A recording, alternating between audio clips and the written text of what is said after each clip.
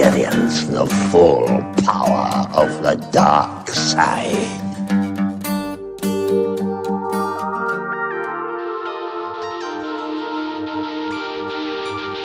Good!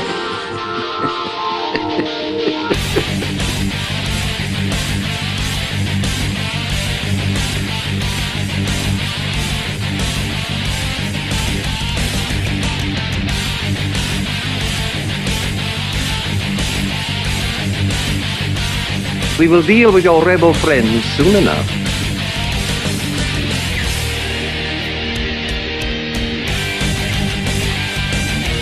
What the?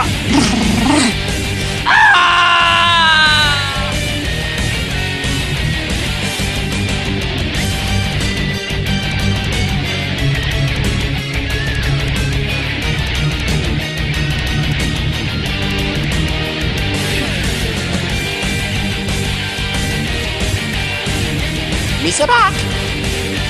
Prepare to fire! Oh no!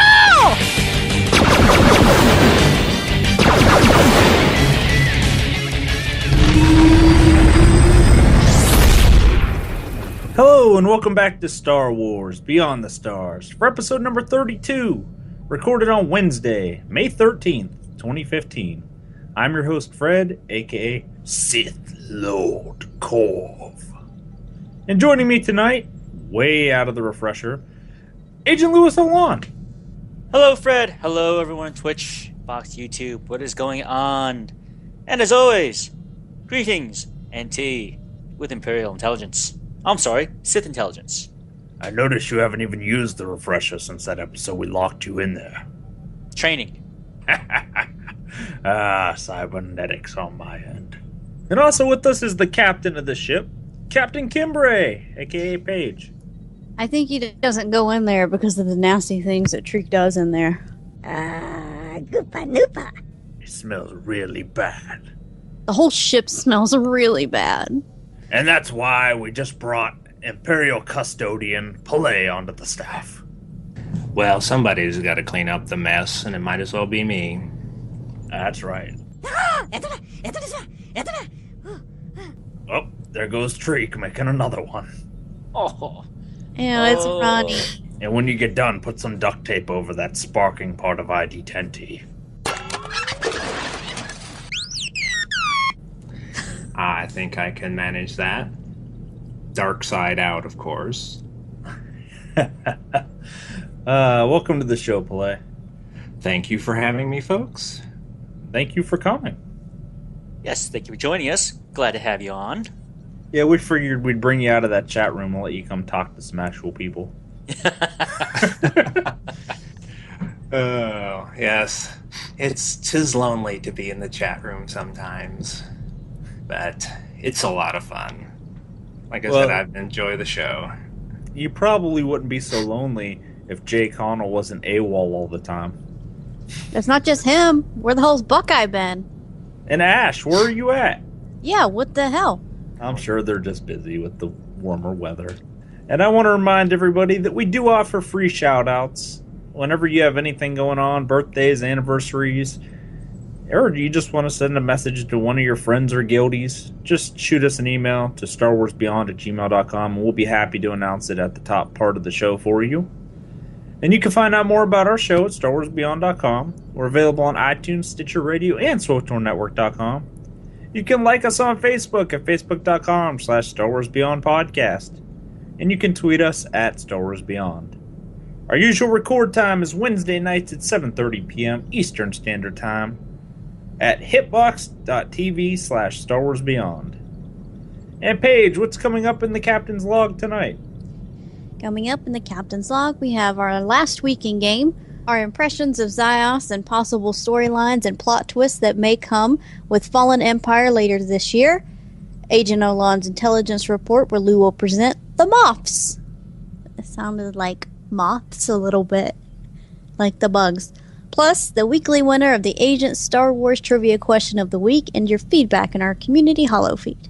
And we do have a couple of quick things to mention, and we will be quick about it, or I will be quick about it.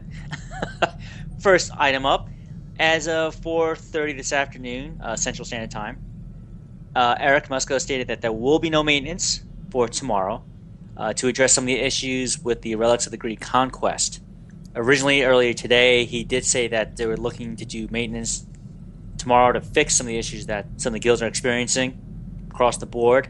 But as of now, before the day ended for them, they said they weren't going to do it. However, he will post updates tomorrow as they get information from the devs. All right, the second item up is that yesterday on the dev blog for May 12th, BioWare did write up a quick teaser for PvP Season 5 and gave a couple of highlights. All right, and one of the highlights, quick teaser, is the new mount that you can earn. Okay, and it's called the Gladiatorial Nexu mount. All right, it's on the main website for SWTOR. You can check it out. And this thing looks badass. Okay, if it looks that good in game as it does with the artwork they provided to everyone, that's definitely worth fighting for. It's a cool looking mount. All right, and this is just a quick text that they have accompanying with it. This mount is just one of the rewards available in Season 5. In addition to this Nexu mount, Dorada will be offering unique decorations, titles, color crystals, as well as a unique gladiatorial weapon set. Additionally, there is a top 96 character reward, and of course the black silver striated color crystal lockbox, the seasonal crystal reward last seen in Season 4. Stay tuned for more information on these rewards later in the season. To those that are about to die, Baron Deathmark salutes you. Dorada is indifferent at this point. His recognition depends on how entertaining the death is. Enjoy Season 5. Happy hunting. And the last thing we want to bring up is that this is another note from Eric, which he posted yesterday on the dev blog. All right, and this is, again, reiterating the concerns from the Conquest. He says, I wanted to give you an update on the Conquest issue from this morning. What we learned is that there was an error in the timing associated with the Relics of the Greed Conquest event. During this week, the Relics of Conquest event will end early, based on the in-game timer, on Thursday. This was not intended, and so we are going to make a few adjustments to correct this. These changes will require maintenance, which will happen later this week. And the first bullet point is, we are going to extend the Greed event by another week. It will now end on Tuesday, May 26th. The Relics of the Greed Conquest event will run again next week. This way, the guilds will be able to run it fully. Bounty Contract Week will be pushed out 1 week and will run from Tuesday, May 26th until Tuesday, June 2nd. Thank you all for your patience as we work through this issue. We hope that you enjoy the extended time with the Greed event. Eric. Now, bear in mind what I said as the first item to bring up. Tomorrow they may change their minds and decide to let things run their course. So even though I just mentioned this, be aware that sometime during the day tomorrow, either Eric, Tate, or whoever from the communications team may say that in light of this, since they don't need to do maintenance, since they won't be doing it, they may just let the Greed event run its normal course and end next week. And the dates for Bounty Contract Week will be going back to normal. So who knows? Stay tuned. Keep posted on it. There was just one more little thing quick to mention. On the fleet, the vendor that sells the item to turn off the 12 times experience boost, originally people were complaining because you had to get to the fleet to get that, so that meant getting off of your starter planet was going to put you between level 12 and 15. So BioWare originally announced that they were going to put vendors on the starting planet so that you could buy that item there, and then they retracted that statement with a roleplay post saying that the Greed didn't have the staff to put people on all the starter planets, which there's only 4 of them. So they turned around and decided that that item you buy on the fleet is going to become Bind to Legacy, so you can mail it to your alts at level 1 and turn off that XP boost if you really don't want to jumpstart. Let's go ahead and move into the captain's log. And we'll start with our guest tonight. Pallais, what have you been up to over the last week? I've been doing, because of 12x XP, I've been leveling characters. I've got an agent I'm leveling with my son, and I've been streaming it and recording it, and I'm gonna, because I want to learn a little bit more about, capturing the video and sticking on YouTube and all that fun stuff. I'm going to eventually put it up there, and it's basically the 2 of us low level. He's got his light side Sith Warrior, I've got my light side Imperial, and we're kind of working through the class stories. So we had started before 12x XP, and so we did basically a lot of Balmora together, and then now we're going to switch to just doing class stories. And last night we went through and did Nar Shaddaa, just doing class stories, and ended up at 5 levels each. It's wow, that's really a huge boost.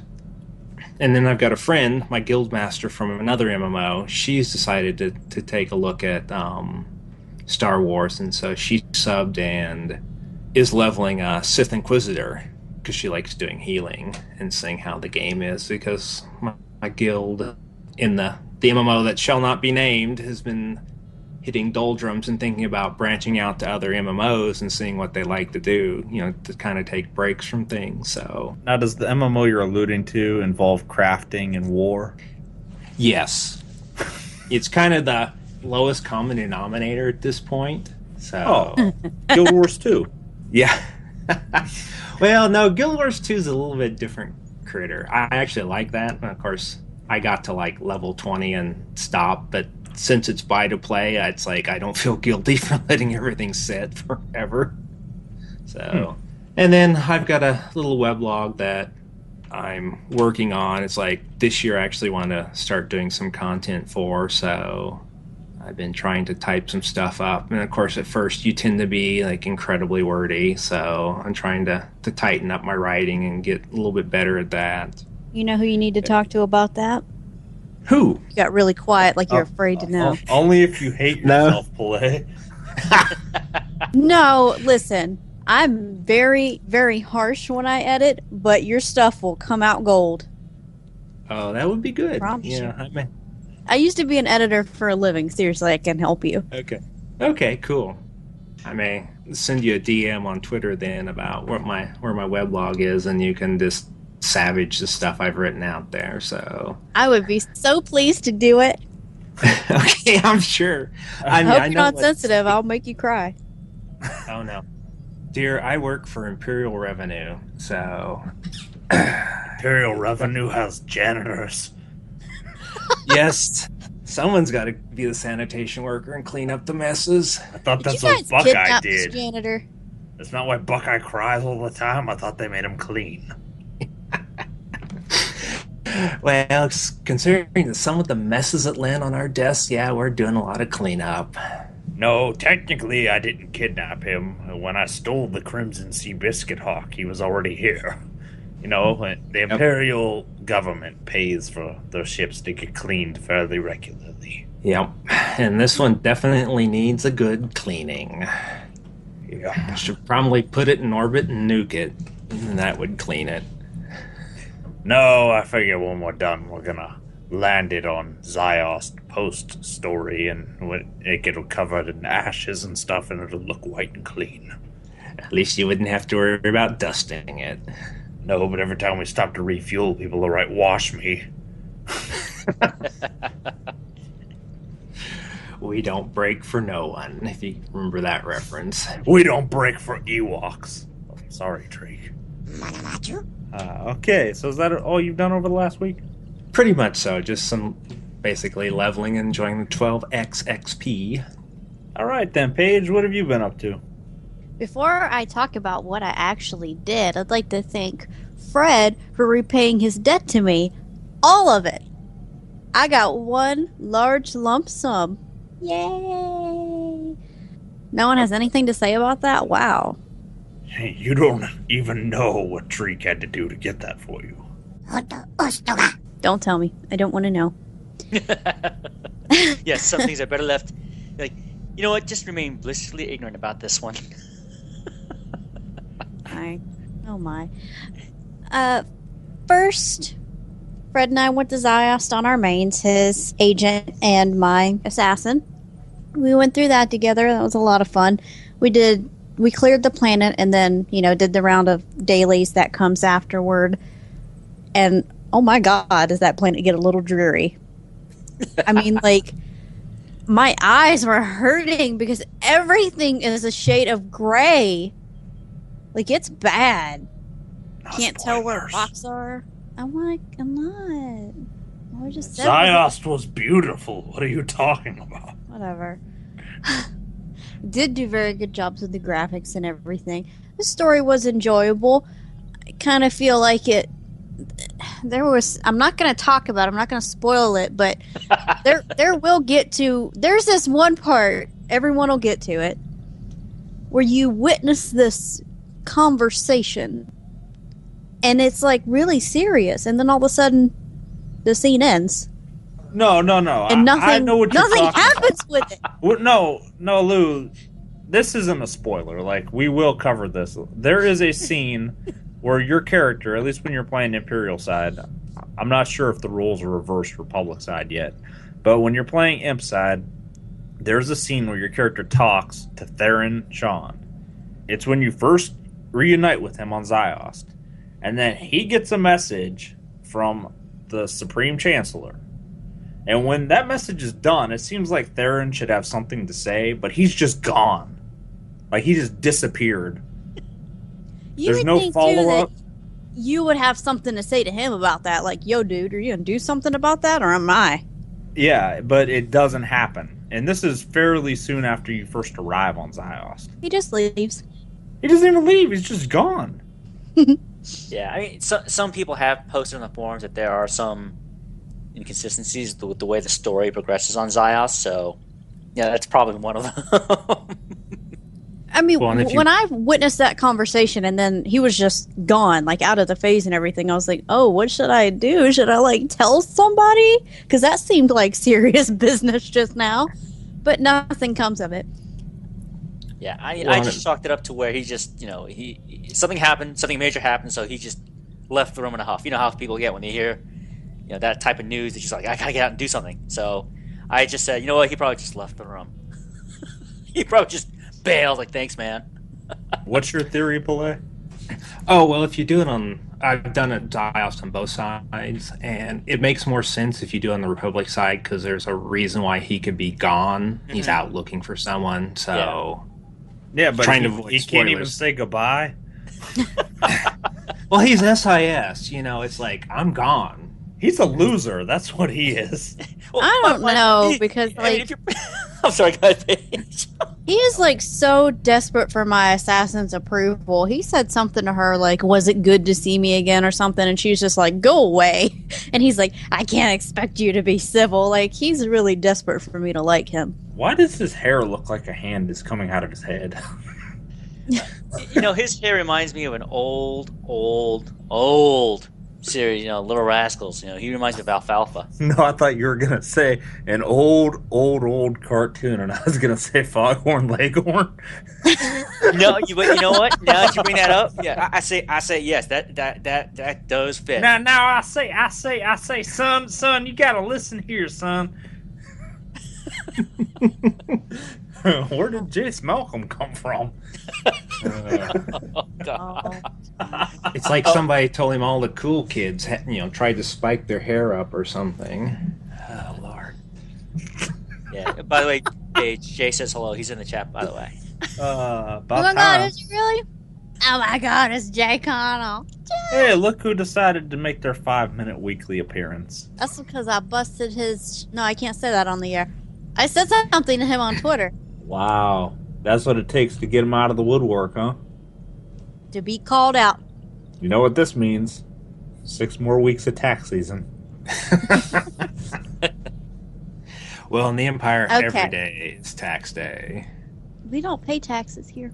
That means you're not getting... Oh, Buckeye, she doesn't mean it.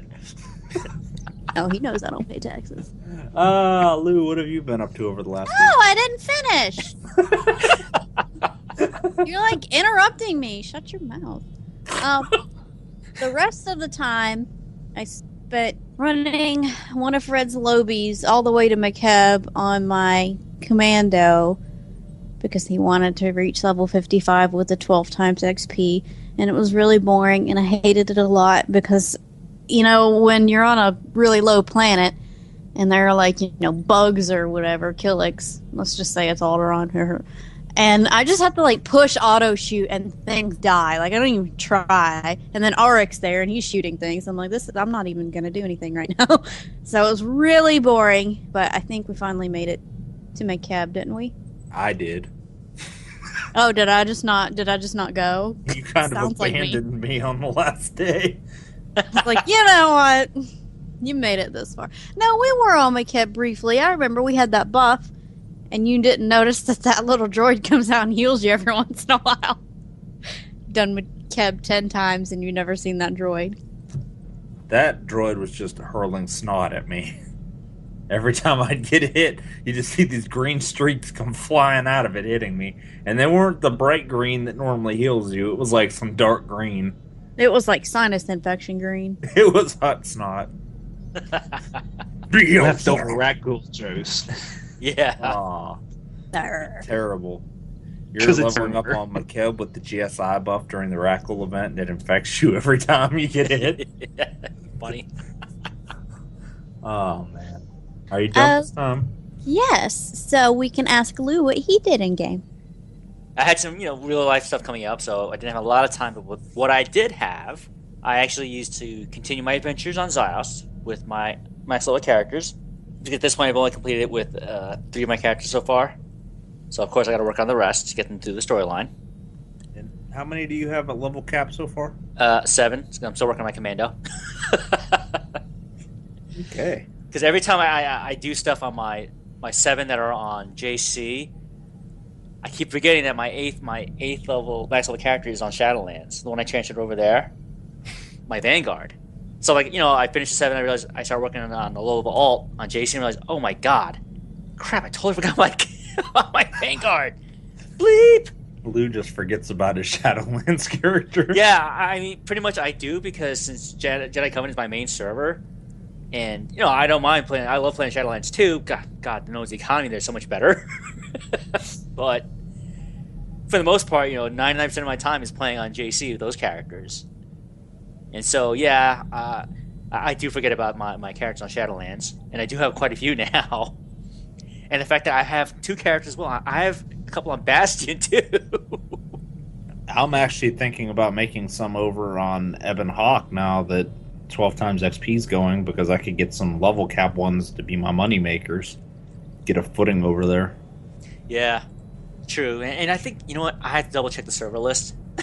I think I have another character or 2 somewhere else.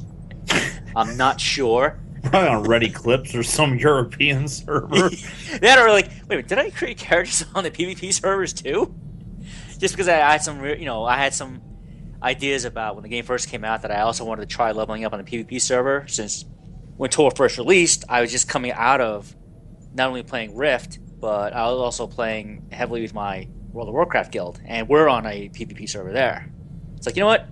I don't mind. I'm used to it. I'm used to the usual crap associated with trying to level on a PvP server, so I was like, let me try it in TOR. And I probably just let those characters slide over the years. So I'll have to see, double check the list and see what I've got going on there. Wouldn't surprise me if I did, but I did dig one up. But now that the Greed event is live, which it went live yesterday, I dove right into that, since I definitely want to max that reputation out, and definitely build up the stash, okay, for the currency, because I really do like the weapons that they have. I mean, the armor's cool too, but the armor, you could buy with, in-game credits. But the weapons, and the effects they have, to me, I really like them, especially the sabers. Okay, the single hilt and the double-bladed sabers I really enjoy, and the blaster rifle, which I want to get for my operative. And then, if I have enough left over, I'm also thinking about getting the sniper rifle for my sniper on Jedi Covenant as well. All the other characters, I can wait. But just the sheer effects alone, okay, I'm focusing on building that stash up for those particular characters that I have. And of course, it's going to be, I do my usual deals that I usually take all my characters through at once. I'll start with wherever I want to feel like first. I don't want to start with my Sentinel, I'll start with her. Then work on my Marauder, okay, my Sorcerer, and on down the line. Until I do all the dailies, all the events on those characters. If I have time. Because, let me just tell you, Fred and I were talking last night on Skype. And before we ended the call, I was like, yeah, you know what? I think it was probably, 11:30? 11:30 last night, Fred, when we finally logged off of Skype. Trying to think how late it was when we finally got off of there. Yeah, and I was like, you know what? I'm just going to hop on for a bit and just do what I can. Because you do have that window, because obviously the servers don't, start the new day until technically maybe 6 a.m. And the funny thing is, I started on my Marauder, finished with her, was on my Sentinel, halfway through the dailies, and then it went blank after that. I realized I woke up, it was 3 o'clock in the morning, the game had logged me out, for inactivity. And I'm thinking to myself, oh my god, I did pass out. Oh well. Done there. Yeah. So unfortunately, at least for that. Well, it didn't stop me though, because like I said, I was off today. So even though I was like, oh crap, it's 3 o'clock, I was like, you know what? I'm gonna try and get some going right now. So I did. So I went back in and I logged back on and at least cranked it out on. I finished on my Sentinel. Okay, and then I finished on my Sorcerer, and then I did finish on my my Shadow. And I was like, all right, I gotta have to get some sleep. So that's where I'm at with that. And continuing with the stuff that I have on, with the looks I have my character since the Alpha Designer has been out. Okay, every now and then, when I'm back at the fleet or if I'm on my ship, I'll just occasionally go on the GTN just to see if anyone's dumped, other items on there that I want to buy and, mix and match different looks for my characters. All right, and that's what I've been doing, and I'm right now working on a couple looks for my Gunslinger and another additional one for my Sentinel and 2 more for my Marauder. For my Marauder, definitely want to work on that because even though I did swap out all the mods that she got on the basic comm gear that you get in Yavin 4, I do like giving her different sets of armor as well.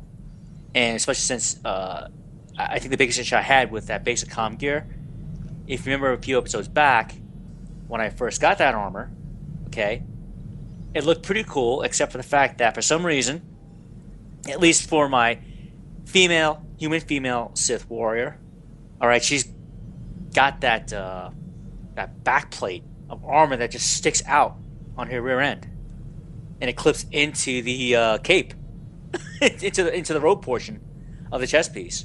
I think Fred, I showed it to you before. I mentioned it to you. Yeah. How it clips, and that's what drove me to actually rip out the mods and just give her a whole new look. And because of that, because I know it hasn't gone away. All right, because every now and then I do put it back on just to see if they fixed it, but they didn't.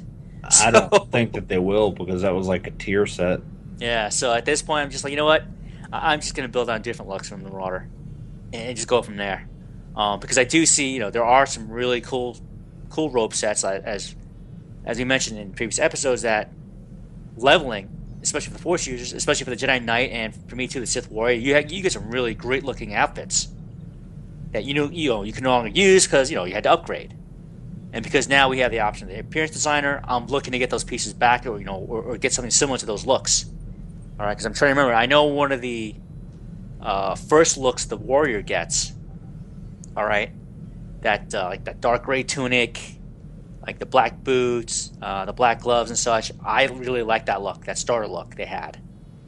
Okay, it wasn't too flashy, it wasn't too over the top. Meaning, you didn't have like the later, ops level sets or the later sets we got in the game where you have like humongous shoulders, things sticking out of places where you didn't think it was humanly possible to put things there. Okay, you made the warrior look menacing, formidable, yet not, I guess, outlandish, I should say, or crazy looking, at least to me. So that's why I do this, because it does fit what I want to do with these characters. And I can't wait to start on my Trooper, because man, all those armor sets the Trooper has in the game, forget it. Especially the die system, I'm gonna go to town on that, and I'm gonna do what well, for me being a real life soldier, I'm gonna adapt my armor to the planet I'm on. So if I'm on Hoth or Ilum where it's snow, I'm gonna put on a complete set of white armor. If I'm on a place like Alderaan or whatever, I'm gonna get something to where it's green, earth brown type colors, forest colors. Put that on there if I can. So just blend it, because like I said, I do like to project these images for my characters in game. And as usual, this is where I rant about how prices on GTN on Jedi Covenant just suck. It doesn't matter what it is. I bet you though that your Vanguard over on Shadowlands will be able to get some real nice looks. Oh, trust me, you beat me to the punch. Yeah. However, my Vanguard has no issues. Shadowlands getting armor sets. Okay, I mean, not even taking her back through old heroics on the different planets that are there that drop really great looking armor for the Trooper, but other sets as well. And thankfully, making money on Jedi Covenant isn't hard, because I do dailies all the time, my characters anyway. But it kind of makes me feel bad for players who are preferred or free-to-play status, and they have that credit limit, unless if they didn't buy the unlocks or if they have a stash of the escrow items. Okay, you can see where it can be a real pain in the butt to take advantage of the outfit designer. If those particular those player levels wanted to do that. But also, since the Greed event is going on, that's the leveling for my characters, my low level alts, which using the 12 times XP. That's taking a back seat until I finish off the Greed stuff as much as I can. And even though I'm grateful, though, as we mentioned earlier, that as of now, okay, as Eric stated, that they are going to extend the Greed event, so that's cool. It gives me more time to do it. And if I'm lucky, I'll probably max. Oh wait, no, I have the limit too. Shoot, that's right. Okay, let me rephrase that. I'll get as high as I can this week. Hopefully, if they do regular maintenance, it'll reset it. Okay, again, give us the option to hit that 12,000, 15,000, 30,000 limit again, to where I can actually get it this time. Because even though it's going to extend for a week, again, as far as we know, if you've seen the prices of the Grease stuff, it can be. It's not pricey. It's just that for the amount of relics you get for the Grease stuff, you have to do these constantly. And for the amount of characters I want to work on, I need to go out there and just push right through and get as much as I can. I kind of wonder if you can start the Grease stuff now if your character is below level 60, because I only have a couple of them that actually push to 60, but I have a ton that are 55 to 59. I don't see why not. You can try. You have nothing to lose by just going there. Yeah, but I wonder if they'll actually give me the quests, the dailies. Because I know that all BioWare has been saying is that the event is level 60 now. They might let you do the quests because you're the bolster there. Yeah. For 50 plus. That's why I say give it a shot, because I wouldn't know, because all the characters I brought that have been at 60. So I never had that issue. I never thought about that. Only one way to find out. Yep. Go there and don't use AoEs. Report back next week. Yes. Yeah, and that wraps up my week. Fred, what have you been up to? Okay. Well, first, I cleared Ziost with Paige. She gave most of the details around that. And we were fortunate that we held off until the second part of Ziost had been added, so we didn't have any of that frustration of clicking the terminal and not knowing what to do next. And overall opinion, Ziost is a nice planet at first, but when you're done with the story, it's hard to want to go back there. I was very impressed, though, and I think that they did a great job with Ziost. I question a little bit of the direction that they went with that planet, because I think that it was great, and I would like to be able to utilize it a little bit more than you can. Wouldn't it be great if they put a stronghold on Ziost now? Cheap real estate. Yes, and folks, if you haven't done it yet, we're trying not to spoil anything for you. So no, we're alluding. Mm-hmm. And I pushed my Sage from 35 all the way to 55 in 2 nights, thanks to Paige. Nice. I didn't have to gear him at all because she followed me around on her 56 commando, killing everything and keeping me alive most of the time. That was because I stopped paying attention. I'd zone out, and then you'd pull something. I'd be like, "Oh, I didn't heal you, and you died." Sometimes it was rough, especially in the high 40s on Corellia when I was still wearing level 35 gear. Oof. Actually, my gear was level 20 something because I did KDY to get to 35. Oh man! Then you went to Corellia. I have a winning strategy for anybody that's utilizing the 12 times XP buff. If you have Treek and you're using 12 times XP buff, take all of the Bind to Legacy gear that they mail you, and set up a gear set for approximately every 8 to 10 levels with aim gear, and line them up in your Legacy Stronghold by level. Level up one character at a time in each level bracket, and equip their Treek fully with that gear, and that will carry you all the way to 55. And then after that, get whatever companion you want to use geared up along with that character. But it's a nice little trick that I've been using because you're leveling up so fast, you can barely gear yourself, let alone your companion. Mm-hmm. So have a preset gear set ready for Treek, which it's extremely cheap to do that with the vendors now because every armoring modification and enhancement only costs 2 basic comms, even the McKeb stuff. Yes. I'm glad they did that. And also, if you didn't know already, there is a new vendor on the fleet that sells level 7 equipment. It has a full set of oranges for any character that you make. Although there are some oversights there, whereas if you're an Imperial agent, there is a blaster rifle there that you can use and a trooper can also use. It has aim gear in it. There's only one blaster rifle, so you will need to change things around if you want to itemize it for you. That is an oversight, but at least they are supplying you with a very cheap, at 6 basic comms per slot, set of oranges. So you can have a full set of orange gear by the time you hit 55 on these characters that you're speedrunning, because almost every class quest gives you between 8 and 12 basic comms. Alright, and then next up, I have been working a bunch of my alts through the Forged Alliances story that haven't done it yet, that are already level 55. Because, it's one of those stories where once you do it so many times, you kind of need a break from it. Mm-hmm. And I have a bunch of characters that haven't done Forged Alliances yet, so I'm taking them through the solo modes. And I ran into some bugged problems when I was taking the Sage through there, where my GSI droid would just decide to disappear. He would just abandon me, sometimes on boss fights. Thank goodness I had Treek wearing that preset gear that I made just for leveling up characters. Because Treek and I managed to duo some of the bosses in there because the GSI droid decided to take a hike. What, you couldn't recall him? Because I usually have that option to recall. You can't call him back in combat. Oh, did you level? I had that happen to me. I killed an ad in the middle of a boss fight, and I guess droid union rules is when you level, they leave, and the replacement has to come in. That may have been what happened, yeah.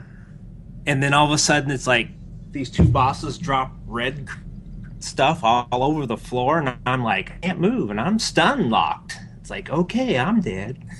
Let me tell you how great that particular one went, because that was Korriban Incursion when this happened.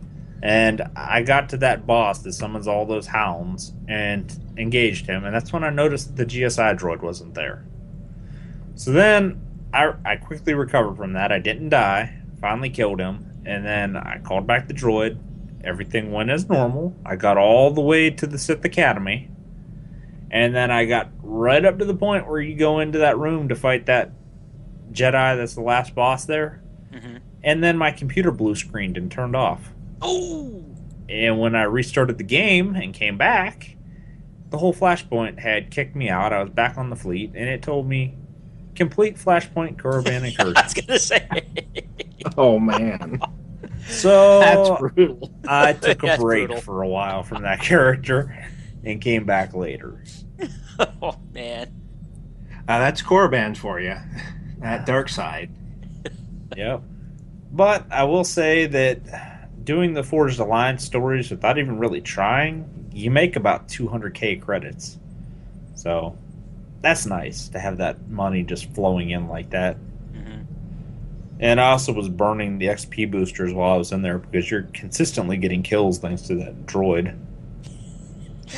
That droid breathes on something, it dies. I just love how you can have a sliver of health left and that thing can heal you to full. Yes. Well, that's why it's the Omnibot. I will say though that I've been making a ton of credits doing Forged Alliances on all these characters and doing dailies and questing on Ziost, but it seems to just disappear as soon as I make it because thanks to the or the outfit designer being here now, I'm starting to push my trade skillers from 450 to 500 because before, as somebody that didn't do ops, I never really had a purpose to level it up all the way. But now I'm like, I want to be able to make all that armor for appearance purposes. Yeah. So now I need to push my crew skills to the cap again. And it's really expensive because all the patterns on the trainer cost an arm and a leg. And then to level up your skills, you have to keep sending your companions out for mats, and then you got to keep buying the cheap white mat off the vendor, and it adds up. Thankfully, the only character I've really invested crafting in has been my operative. My other characters, I pretty much abandoned it at this point because I think, again, for me, just for me, I don't like crafting in an MMO, but I don't mind actually paying other players to do it. So I have no issue with that. If anything, I'll try to make the deal sweeter for me by saying, hey, you know what, I got the mats. All I need you for is the labor. What's it going to cost me? Yeah. Well, that is nice. SWTOR kind of makes it hard, though, because you at least have to do the crew skills to gather the stuff most of the time to have the mats. Mm-hmm. Unless you're going to buy them off the GTN, which don't do that. Buying mats is horrible because people upcharge them so much. I was sending my crew members out to gather up mats, and I was paying, I think I was doing level, it was 30 or 40-ish stuff. I was paying like 2K to send them out on these runs. And they would come back and sometimes bring like 10 of a mat that I needed. But, you got to wait several minutes for them to get back. And it got to the point where I needed one more mat to do this combine for an outfit. Mm-hmm. So I went over to the GTN and I looked for it. And people wanted like 12K for just one of them. And I'm like, come on. They bring me back 10 for 2K. And you want me to pay you 12K to get one? And then there's cheaper ones that are like, you get 5 of them if you pay 25K. I'm like, no. I'm not paying that. Those are the people making money off the folks trying to craft for conquests. That's been a huge moneymaker for those folks. That's Bill. He set up on Jedi Covenant now. Yeah. Bill's financial empire expands. Yeah. Too much money for one server. Oh, man. If you really think about it, though, that guy could completely destroy a server economy if he just loaded one character up with credits and transferred them. Like overnight, he could destroy an economy. Oh, man, yeah. Shouldn't give him evil ideas. No, he should go to be the first SWTOR trillionaire. I bet he probably already is. Oh. All right, Lou, we're going to move into the discussion topic. Okay. All right, so tonight's discussion, we are going to go into possibility of content for this year, all right? We've had Ziost released, okay? And as Paige mentioned earlier today in the show, we're going to give, we did give our overall impressions of Ziost so far without trying to spoil it for anyone who hasn't done it yet. But because of Ziost and the events that transpire there, we're now going to try and discuss possible storylines and plot twists, etc., that may come up with the release of what BioWare also is called the Fallen Empire. Okay, that's supposed to be the name of they have the next update for the game. Okay, so we're going to see where this could possibly lead. Okay, what does it have to store future for the game this year? All right, and just so you know, okay, they have Fallen Empire. It's out there. If you've seen it on Twitter, on Reddit, Facebook, or on the main SWTOR site, yes, it's Fallen Empire. And supposedly, later on, I believe in June, okay, at E3 2015, BioWare and EA are supposed to have, quote-unquote, big announcements for SWTOR regarding Fallen Empire. Okay? They haven't said much. All they're saying is that they have, some big things to say about the game, and they're going to reveal them in June at E3. So what we're going to discuss is, what does this mean for the overall epic story for the SWTOR universe? Okay, bear in mind, as I mentioned earlier, Ziost content released a couple weeks ago, but it's one of the game updates, okay, and it's not considered an expansion. And if I recall correctly, the roadmap said we were supposed to be due at least 2 game updates, all right, and an expansion for this year, okay? So again, other things we could toss around, the possible time frame, next game update, official expansion, and so on. So we'll just start with this. What do we think Fallen Empire is going to entail? What do we think it could entail for the game, considering what we've seen transpire in Ziost? I'm thinking, because they're calling it Fallen Empire, there's going to be more than just something happening with the Emperor. It makes me think that something's going to go on with the Dark Council. Maybe there's going to be some infighting in there, betrayals. That's all expected anyway because they're Sith. And, that will trickle down, cause collapses in the military, that type of thing. And I think it might end up being one of those, I don't want to say split faction because, you're not going to pick one side or the other, but kind of, I don't know if anyone, well, you guys should be familiar with what they did in Warcraft, where you had, a leader come in that wasn't, good for the Horde. Maybe something like that would happen, where a leader comes in and it's not good for the Empire. So there's kind of a split there. You end up fighting each other, trying to get back control of your faction. Okay. I have two theories here. Where the first one is, after starting with the McKeb story, when you do it Republic side, and seeing what goes on all the way through Ziost, through all the story in between, Supreme Chancellor Suresh just seems way too dark and bloodthirsty to be a Republic official, and I speculate that she may be the new voice of the Emperor, because as the Sith warrior story is concluding, you find out that the Emperor's hands are looking for a new host to become the new voice. And that takes place after the Emperor is supposedly killed by the Jedi Knight. So he's still around. And I think that Supreme Chancellor Suresh may very well be the new voice of the Emperor. Because when you meet her on Terrace, she's kind of kind to those that are working for her. Not so much to those that are refusing to work for her. But later on, it's like all she wants to do is have people get killed.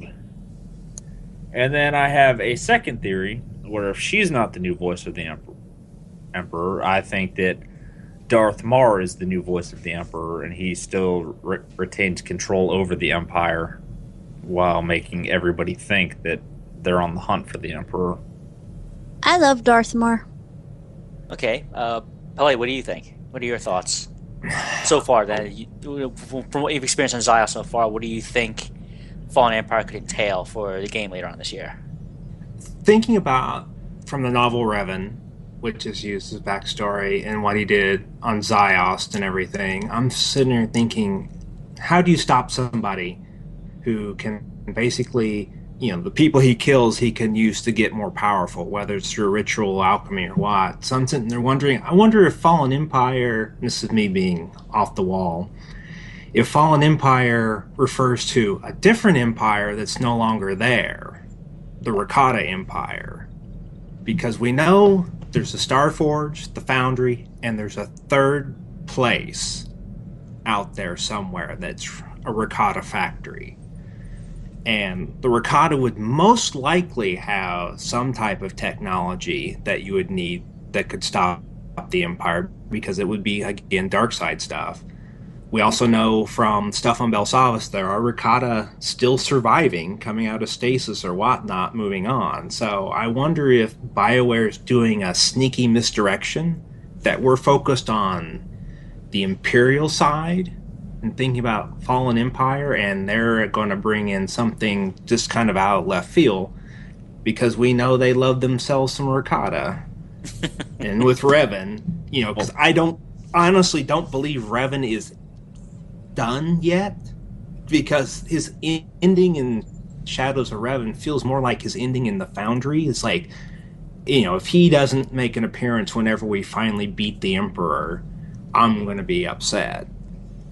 So it's kind of, which way do they want to go? I mean, I can see both, but yeah, I agree. Suresh is kind of gone. She's off the ranch there. She's gung ho. She's like almost like your stereotypical young trooper. Like, I'm gung ho and I'm gonna kick some Empire behind and go after everything. And it's like she doesn't want to listen to reason, because like when you see her and some of the decisions she's made, and it's like, oh, you're making this worse. You're not listening to the people here, and then you see the results of it, and it's like, oh. Sooner or later, we're going to see Suresh make the Republic take a big blow. They're going to end up suffering in a major way because of her leadership. They're setting her up to be a bad leader. They're blatantly making it obvious that she makes bad decisions. She doesn't care about her people. She doesn't trust her people. And she's willing to do whatever she feels like she has to do and sacrifice whatever she has to get victory over the Empire. Because that's what was nice about the original 1 to 50 arc. You know, the Empire starts out really strong, and then war starts, and they start losing, and they're on the weak side in McCabe, and then they kind of pull it out. And I like that swing back and forth. Neither side, you know, each side has its time of being ascendant, and then they make mistakes, just like in the real world with real history. You know, if you look at the 100 Years' War, you know, England's high at one point, and then France is high. You know, and if you do that in the game, that adds a lot of drama and tension. And it adds nuances, you know, because so many times people go, oh, I don't want to be Republic. That's so boring. You know, they're always goody two-shoes. Well, not if you play through the classes. There's a lot of, you know, nasty people and underhanded and sleazy folks, you know, that make the story more nuanced and interesting. So I hope they do that. I hope they don't give us just a kill Emperor, you know. It's like, I've done this in another game with, you know, killing the Lich King. It's like, I really don't want the Emperor to turn into just Lich King 2.0. You know, make it nuanced, make it interesting, make us struggle, give us a cool story in the process. I don't want the players to kill him. I want him to elude people and just kind of disappear for a while. That way you know that threat's always out there, but the main focus turns back to Empire versus Republic.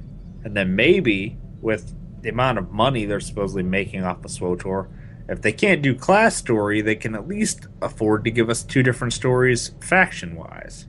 Yeah, that's good. I like that. You know, give us the nuances, because like on Ziost, you get to see some of the characters you meet in different views of it, and it adds that depth to it.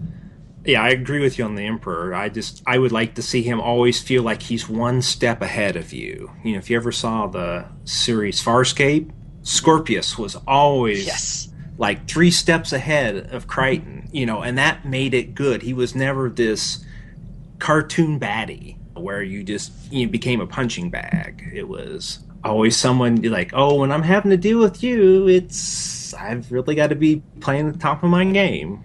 Well, I'll put it to you like this. Revan was the first guy that ever mastered both sides of the Force. I think he was the only person, realistically, that could have killed the Emperor. And with us doing what we did at the end of Shadow of Revan, it made that a non-possibility. There is no way that the Emperor can die now without BioWare just straight up retconning something just to have him die. Oh, well, I don't know. It may be because I'm trying to spoil Shadow of Revan for anyone. No, with what he did, the power that we've seen him do in-game, in the Revan novel, there is no one person that could destroy him. That one guy is gone now. We think, but remember, from the times we have seen Revan, even if you haven't finished Shadow of Revan yet, folks, okay, if you get to the point to where you actually see him, okay, you see his Force ghost, to me that gives me more possibilities that the writers have, because remember, projecting a Force ghost, at least for the Jedi, that's a technique that can be taught or mastered, if you're powerful enough in the Force and the Force gives you that knowledge, all right? To me, that demonstrated that Revan, for whatever reason, the Force granted him the ability and the power to come back as a Force ghost, meaning he can manifest himself, his spirit, and come back to the physical world, and be seen, and be heard, and for all intents and purposes, give advice, help when he can, and quite possibly because now he's not corporeal, he's one with the Force, all right? And technically, so is the Emperor when you think about it. So for me, that kind of gives me leeway that okay, the Emperor's in this form, but when you think about it, his greatest bane is doesn't have a physical body. Lou, I can kind of see where you were going when you started describing that, and I had that quote pop into my head. Strike me down now, and I'll become more powerful than you could possibly imagine. And for all intents and purposes, yes, Obi-Wan did become more powerful than Vader. Right, because what is Ben now? He's immortal. Ben can project himself whenever he wants now to other people. He can affect things if he wanted to. You know how the Inquisitor absorbs the ghosts and everything, gains their power and their knowledge? She should totally do that to Revan. And that's what gives me the idea, the fact that again, Revan's not corporeal, but he has a Force ghost. He can do things in this, in the Star Wars universe, in the SWTOR world. And maybe that's something they wrote into, that's they're going to use that later on in the storyline. Another thought I had is, what happens if we can't defeat him, but we could trap him like they did Soa? Right. Korriban was his playground. What happens that's how you stop the Emperor, but then you still keep him around, is you trap him like on Belsavis or someplace, or in a Rakata mine trap, or super duper version of it. Right. And it could that be would be interesting. Yeah, because again, when if you've done the quest lines on Belsavis, and the Rakata mine prison is a pretty formidable object. It is a very powerful artifact. Rakata built those for a reason, because they had Force users who were that freaking powerful that they had to contain. And you know what? They did it. So maybe somewhere, like you were alluding to earlier, Play, the Rakata do have technologies out there that could possibly contain the Emperor if need be. If they can't kill him, they can imprison him at some point. Now, the writers have been getting on the forums and alluding to the fact that the Emperor's true body is still out there, and he could possibly be going back to his body, which would put him back in the mortal realm of things. Yeah, that's true, because again, like Paige mentioned earlier before, remember, if you're doing the Sith Inquisitor line, what was Ash trying to do? Take over, your body, your character's body, so that she can go on living, but in a younger shell. So yeah, maybe the Emperor has mastered that, and he has his body out there somewhere we haven't found, and that'd be another great addition to the storyline. Trying to track down where the hell his body is in the galaxy. Considering we have the conflict with the Empire, all right, and still, there's a quarter of the galaxy that's known as the unknown regions for a reason, because as time went on, the rest of the galaxy, has forgotten about those areas. Okay, they've forgotten all the old hyperspace lanes, the routes, the planets, all the people that are out there. It'd be funny if his body was like right under everybody's nose, like on Tython or something. Yeah. That forged beast was protecting it. That one base you didn't smash? Yeah, that was it. Yeah, it's an urn. Yeah, there you go. And going back to what Fred mentioned before about Chancellor Suresh. Okay, that again, we talked about the other night, and I wanted to bring it up here to mention it to everyone, because that I actually hadn't thought about that. I just thought Suresh was just being a complete jerk, a bloodthirsty jerk. And then Fred just put the connection in my head because, oh, wait a minute, what if she is the new voice of the Emperor? Well, they did say that they were going to put him in a new voice's body, and you never see who the new voice is. The last correspondence is an email that you get on the Sith Warrior when you're done with the story, where they're like, the Emperor's alive and well, and we're in the process of putting him in a new voice. We'll call on you again when we need you, Roth. Mm-hmm. Yeah, and again, and as Paige mentioned earlier too, is the fact that Fallen Empire, no one really knows how to really nail it and put a concrete stamp on it, because Fallen Empire can really mean anything. Because the Dark Lords are still out there, right? The Council's still out there, and as all Sith traditions go, there is going to be infighting. It's happening. I mean, what happens when you first play Makeb? When you first start the Makeb storyline, Mar is trying to hold what's left of the Empire together, because the other Dark Lords are finally unleashing their power plays. Okay? He is the best suited one to do that, because he even tells you at the very beginning, he's like, because one of the things you could tell him is like, what are you doing, luring me here to kill me or something? And he's like, infighting is what got us into this mess in the first place. Right. It's like, we need to unite and not try to fight each other. We need to fight the Republic. Right, and for the most part, that's the unfortunate. Well, considering which side you're on, okay, that's the endless cycle the Sith are always going to be trapped in. The fact that when they always reach the pinnacle of strength, something invariably happens. The Sith tradition, where the strongest, will be challenged by those beneath them, and that's going to happen, and that causes the infighting and causes the Sith to always fall in the end, because they could be standing over the ashes of the Republic, but somehow or another, someone like Malgus is going to strike his or her master down and take over and just cause the whole thing to unravel. Okay? And I think at this point, because if you follow Shadow Revenue, your Inquisitor character, all right, pretty much falls in line with, being allied with Darth Mar. And for me, one of the possibilities for Fallen Empire could be that, okay, the Empire as we know it, since the Emperor, pretty much, does his own thing, and all we have left is the Council, and the infighting begins, okay, we're going to see that empire fall, so to speak. But maybe not. Maybe it's just going to be shaken up enough to where Mar, and with the Inquisitor's help as an ally, is able to bring the other Dark Lords to heel, saying, all right, you know what? Stop all this bickering. This bickering is pointless. All right? I think that most of the Dark Council needs to be purged because, look, that Arcus or whatever his name was a Dark Council member that was a Revanite. Right, and and that's and that's the prerogative that any Sith, any Dark Lord could have. Mar could actually do that. You know what? Screw it. I'm gonna start all over again, and we'll rebuild the Dark Council as we see fit. We'll see the other Sith Lords and see who's worthy enough, strong enough, and quite frankly, loyal enough to the ideal of the Sith Empire. I think the way that they're positioning it, if there's not any like crazy plot twist where Mar ends up being one of the bad guys, I think that once Vitiate is dealt with, then Mar will become the new Emperor.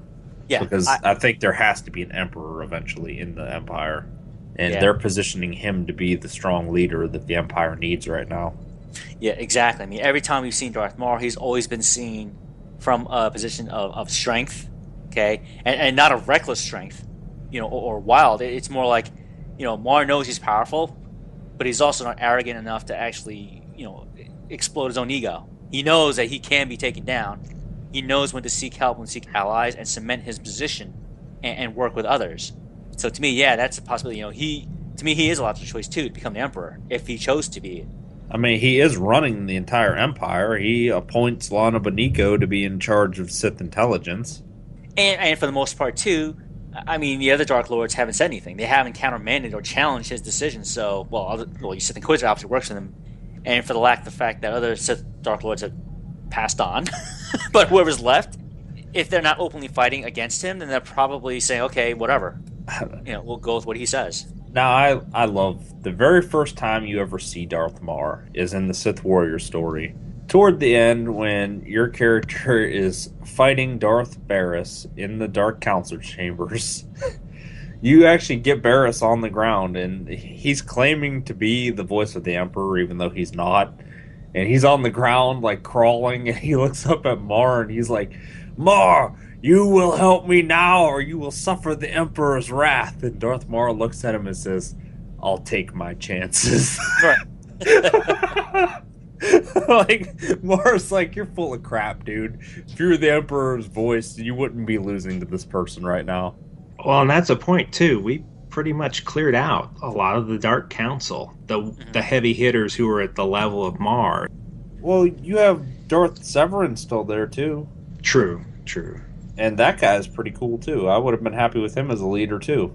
Him and Mar are both pretty cool. I never saw that Arcus guy before until Shadow of Revan, when they're like, oh, he's a Revanite and he's also a Dark Council member. Yeah. Where were you at the meetings?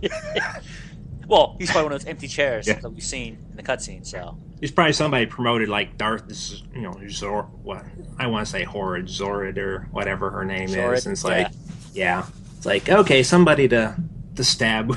We need a sacrificial Sith Lord. And, okay, so another point I wanted to just quickly discuss, too, is that when you do reach Ziost, folks, okay, the way the Ziost content was created, all right, I think it's furthering Barbara Austin's goal of what they mentioned, what was called the unified story, all right? Meaning, as of now, they said, they're not going to pursue further than class stories. And we've seen that happen in terms of, what do we see on Maquette? Which is one story for all four classes, whether you're Republic or Empire, all four classes will, have the same story. And here, with Ziost, it's the same way. Yeah, you'll have some slight differentiation here, recognition of your character, your class, what have you, and some events you've done in the game. But for the most part, this further cements their thing of, as of now, we're going to push for a unified story, meaning everyone goes to the same story. Well, two stories, one for each side. And to help further promote the idea, I think that since Vitiate is so powerful, that I think, again, it's going to lead to another situation where we have in Yavin 4 with Shadows of Revan, to where I think we're going to be driven to a point to where the Empire and Republic have to work together again, eventually, to take down the greater evil. I just want to point out, though, that Rishi, Yavin 4, Ziost, this is all part of the Shadows of Revan expansion, which means this entire expansion, up until the point when we get the next expansion, is all going to be continuing this story, so we are going to be working as a unified force. Right. We won't know if this is going to be the direction forever until at least when the next expansion comes out.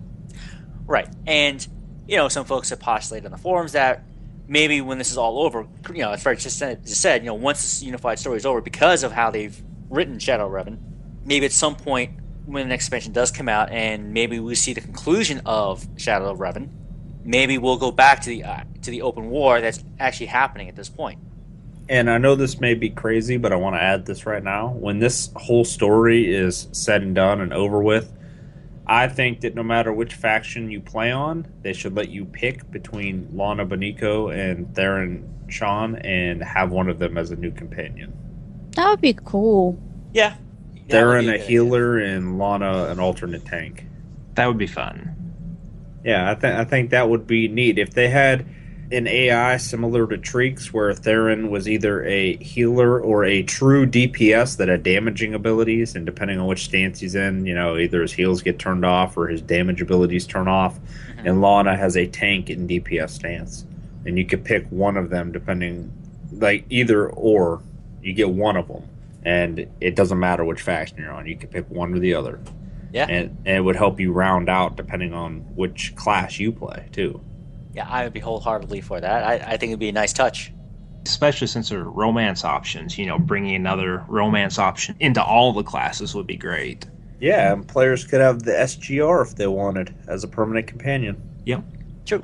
All right, and then just to wrap it up, folks, one point that I wanted just to mention was that hopefully Ross and EA will not follow the usual tradition and be less than forthcoming with information during E3. Okay, they said, hey, they're going to have big announcements planned in June this year.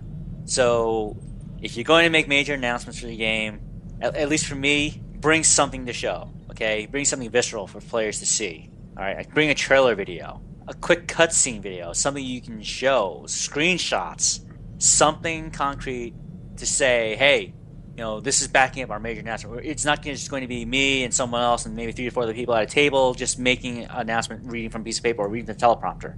And that's it. We've got nothing to show for it. And if it's going to be a big announcement, make it be something that nobody's heard before, not something that your entire podcasting community already knows. Yes. Oh, man. Yes, that too. I mean, if it's going to be a major announcement, make it something that no one knows about. Make it a real surprise. Now's the time to be on that Star Wars movie hype train and go big. Don't show us the damn Togruta and go, this is it, guys. Coming later this year. Yeah. Oh, Lord. I mean, at this point, we know it's coming. We just don't know when. Well, they say it's coming, but we haven't even seen any teaser images of it yet, which leads me to believe, I'm starting to speculate on my own now, that it might not be a separate cartel market purchase. It might be lumped into the next expansion. Just my own speculation, because we haven't heard anything yet, which means it's starting to look like it's coming later this year. Because we were getting teased the Cathar months before it happened. True. Which I don't know why, but I've been on a Cathar kick lately. I've been playing a lot of them. Yeah, you have. Hopefully it's not a main, a point release feature, like Togruta, the appearance of Togruta, right after Rise of the Emperor. Well, update... I forget the update number now, but it was the one that they called customization. Maybe it was 2.1 that added the Cathar originally. Yeah. This last update that we got with the outfit designer, that should have been customization. That was the update that lets you customize your character. Yeah, that would have been more fitting, more appropriate. Right. But I bet they have the same problem Twi'leks do with things clipping. Actually, I don't think that they will, because I looked at the Togruta models that are in the game versus the Twi'lek. And a problem that the Twi'lek have is that their Leku come down on 2 sides, so they clip through a lot of stuff. And depending on the outfit, the thing with the Togruta is they have one big head tail that comes down the middle of their back. So it won't interfere with things like guns and stuff. Where if you're a Twi'lek trooper, your gun is always going to be sticking into your Leku. And if you're a Togruta, you got the one in the middle of your back, so your gun or vibro sword is going to be off to the side and it won't be sticking into it. True. So the only problem you would have is if you're a bounty hunter with a jetpack on your back or something. It's going to go through that. But to work around nothing else? that. Yeah, work around that. If anything else, if anyone has any other thoughts, comments on Fallen Empire. Yeah, I guess we'll wrap this topic up. Anything else you'd like to talk about while you're here, Pallais? I wish BioWare would be more confident in their social media. They need to get out. They need to interact with their fans. I mean, some of the stuff that went on with fan overreaction to the devs this last week was just, you want to slap the people who did it. But, please, BioWare, even though, the community didn't like some of what you said, please keep talking. And hopefully, I know some people said that this type of harassment was that they have seen this, in game from players versus other players. Maybe that will raise that awareness within BioWare that they need to kind of put a foot down on some of these more egregious players. Actually, we didn't mention that one. Why don't you go ahead and explain about the harassment that went down? Okay. Earlier this week, Eric Musco said one of the combat team devs was going to talk about Sentinel Marauder changes, and he was going to make 3 posts during the day. The posts were not taken well, to put it. I won't get into the details, but some of it came across as learn to play. And then they said, well, you need to not underestimate this ability, but not overestimate another ability in one post. And then in another post they said, well, why don't we make something proc off this ability we just told you that you should not overestimate, which is like head puzzling. And then apparently some fans decided, they started looking up the dev because they post under their real name, looked up the dev's personal information, started doing harassment against them on their LinkedIn, their Twitter, and started doing the doxing and stuff and researching their family and really just going to an extreme. And we don't know if it's Star Wars fans or people just piling on or what, but, it's totally unacceptable. Grow up, folks. Whoever did it, grow up. This is not middle school. You don't need to be doing that. If you have problems with the ideas, deal with the ideas. Tear them apart, because people did. They sat down and said, well, gee, the rotation you're giving us, we won't have enough force as Sentinels or Marauders to be able to execute what you're telling us unless you've got a bigger plan. Yeah. But, and then this is some feedback you need to give, is constructive stuff about the changes that are being suggested, not threaten the developer because you don't like what you're hearing. Right. And then some people are also saying that, on some of the PvP servers that, in general chat, people are doing some of this stuff, posting real life information and things about other players when they find out about it. And it's like, this type of harassment you need to squash, and squash hard, BioWare. I mean, if League of Legends with 30 million subscribers can get a handle on some of the more toxic players, you guys should be able to do this too with a much smaller player base. Hopefully it was an ugly situation. Hopefully it stopped, and that BioWare is aware that there's certain elements, if not in the community, around the community, that want to engage in this, and that they'll be more willing to put their foot down on it. And then again, I hope they keep communicating with us, because we need this dialogue back and forth.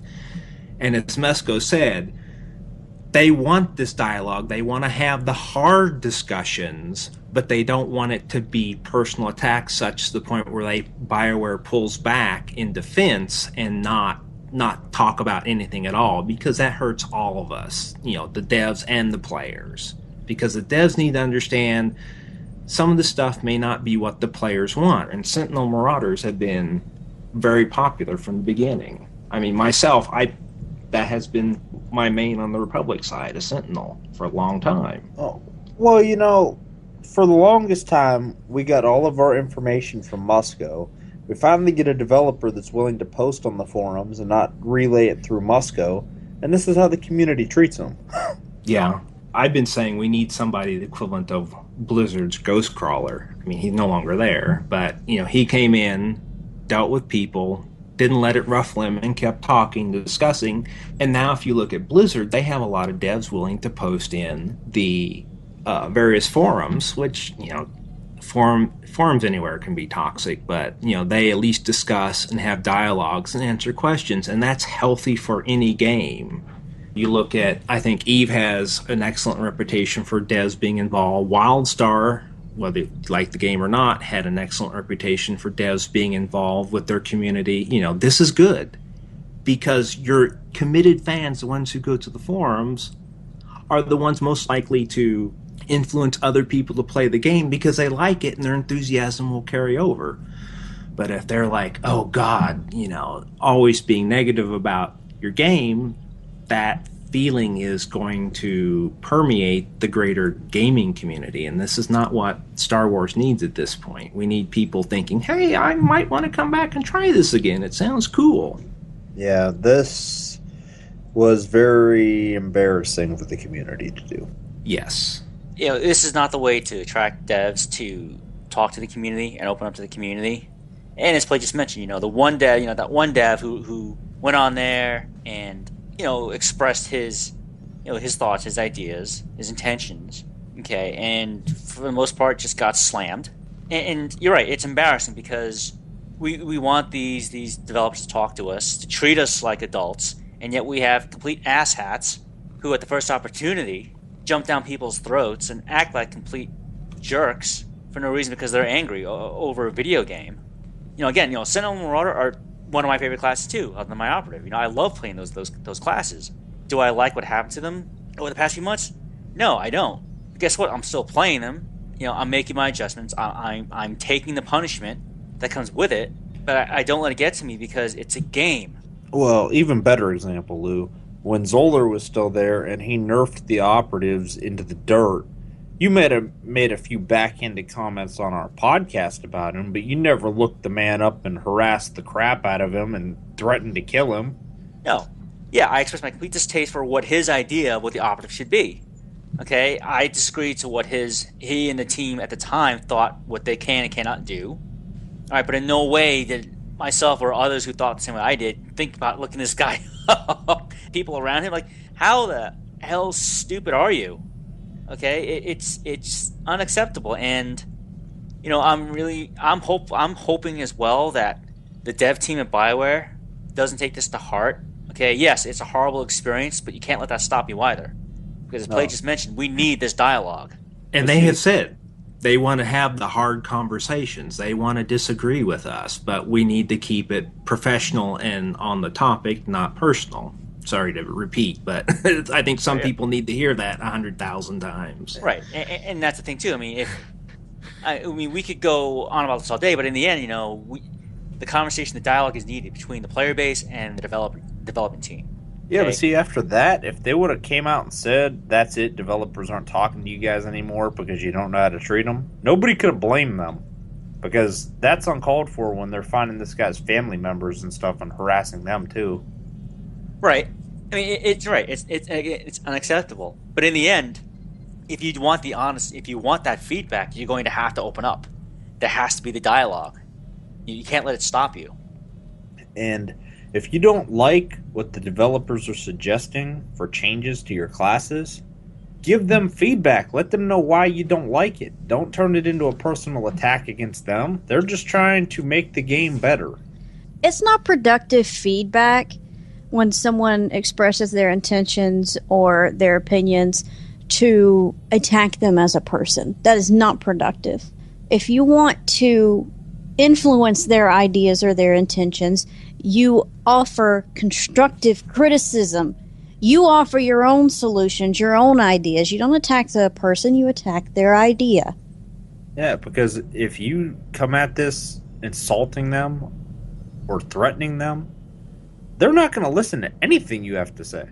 Right. And why should they? I mean, the point I want to bring up, like, just to reinforce what Paige said, I don't give a rat's ass. The moment you attack someone personally, and you want your opinion to be taken seriously, you just need to shut the hell up. We got Lou heated, y'all. Yeah, point blank. You need to shut the hell up, because whatever you got to say means nothing now, because you are an unprofessional jackass who's immature, idiotic, and quite frankly can't express themselves like a qualified adult. Because if you cannot constructively argue ideas and topics with what Paige suggested with your solutions, not just I don't like it. No, well then what don't you like about it? Name me 2 things that you don't like about it and why. Back it up. If you can't back it up, then it's just, I feel that I don't care about your freaking feelings. Show me proof or show me concrete examples which I can duplicate in the game so I can see what you're talking about. You know, in the end, it's all it boils down to. I mean, you had a dev come on there willing to talk. That person got slammed, got harassed for no apparent reason because you have immature asshats who can't conduct themselves like adults over a game. And I hope to God that BioWare finds these people in this community and just deletes their account. Delete their accounts. You know what? They don't deserve to play the game anymore. Just get out. Don't need you. They log into the game and they just see one of those cutscenes where all of their characters are standing there and the Emperor just cuts them down one at a time with the lightsaber. No, I wouldn't even give them that. I would just say they hit the launcher, input the information. Sorry, your account's been deleted. Launcher closes. That's it. And the game just starts uninstalling itself. No, the launcher just won't go. And when they contact customer support trying to figure out what's going on, your account's been deleted because of this. Have a nice day, sir, ma'am. Click. That's it. That's like Pallais said. They've got to squash this hard. Great thoughts. Obviously, we are very passionate about this particular topic. Little too much so.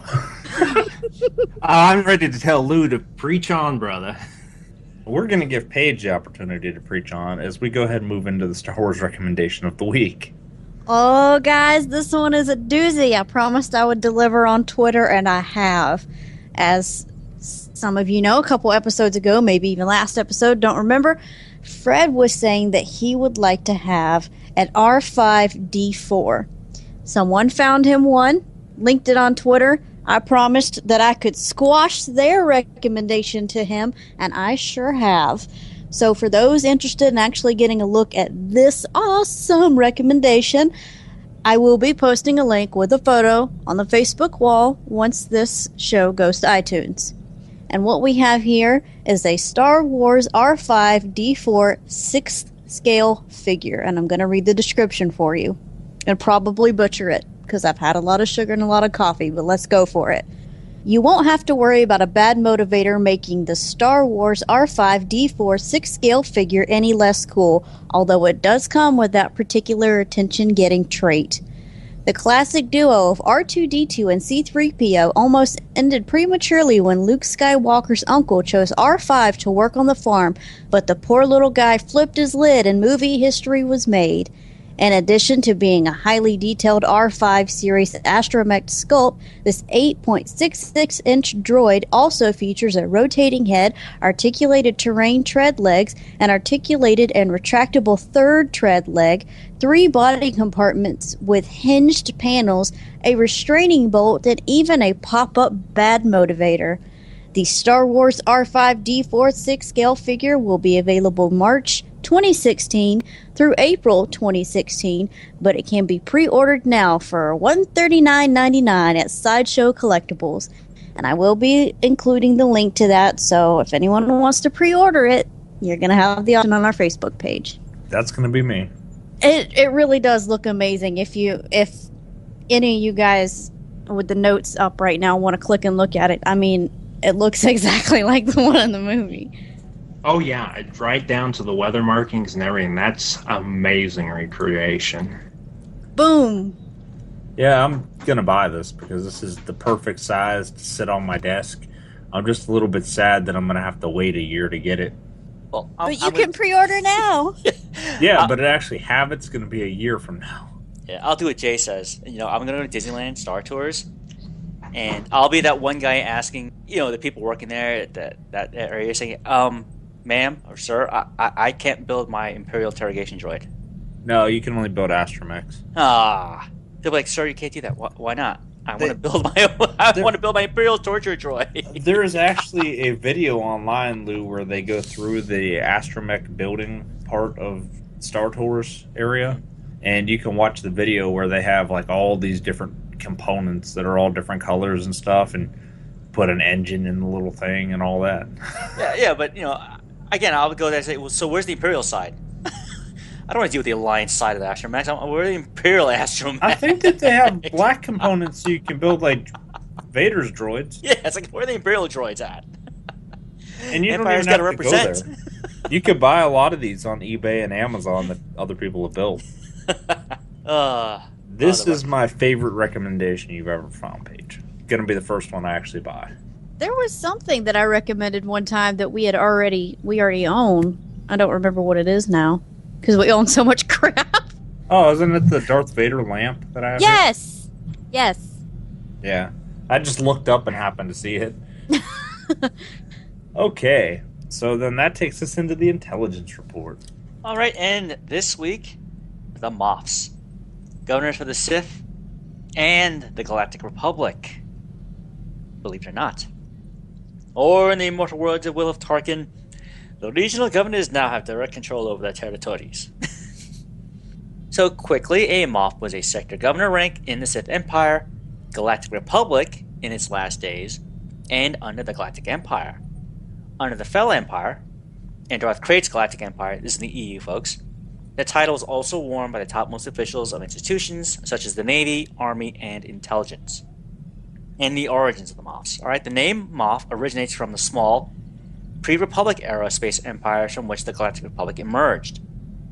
The title was given to warlords of those empires who decided to join the Republic peacefully instead of fighting. As governors, those warlords ruled the territories known collectively as the Allied regions. Eventually, these were diminished to Republic sectors, and the titles Moffs and Grand Moffs were diminished to purely ceremonial. Alright, so just for more background, folks, remember with the Dark Horse graphic novel series, Dawn of the Jedi, realize then in that time frame of those stories, the Republic isn't formed yet, okay? Because the Jedi aren't in existence. So what you have in the galaxy, of course, duchies, little empires, little territories here and there, ruling their parts of the galaxy, all right, before the Republic emerges. The Sith Empire, following the Great Hyperspace War, instated the title of Grand Moff as an honorary title awarded in recognition of great contribution to the Empire.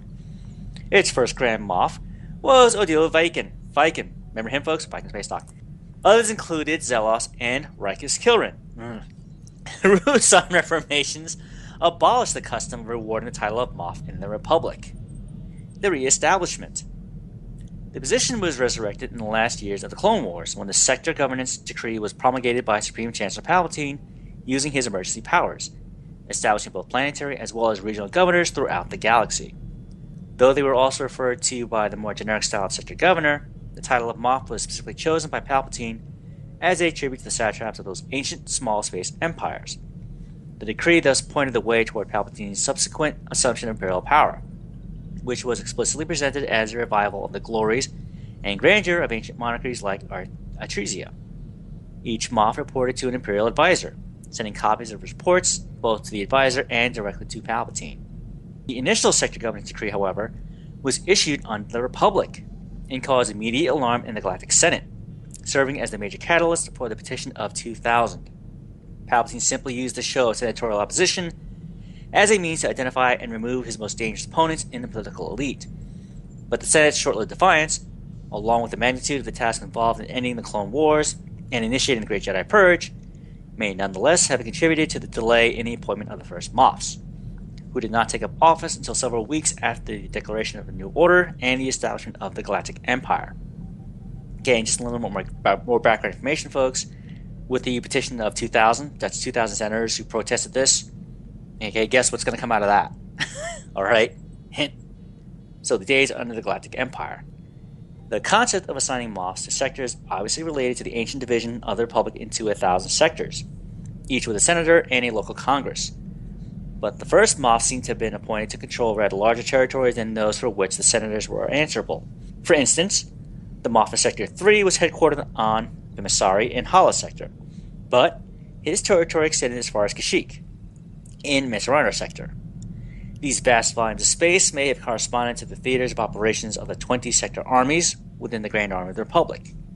It appears that at this time, the newly reformed Imperial Navy was also placed under the authority of a Moff, one of the few senior officials to whom the command program of the Dreadnought I.F. Palpatine was answerable. By the time the Senate was dissolved in, 0 years for the Battle of Yavin, Moffs had been assigned to most of the 1,000 historic sectors of known space, tightening the Empire's grip on the galaxy. However, a number of further modifications had been made to the system, most notably the creation of a cadre of higher-ranking Grand Moffs, Governors General of a new class of priority sectors, also known as Oversectors.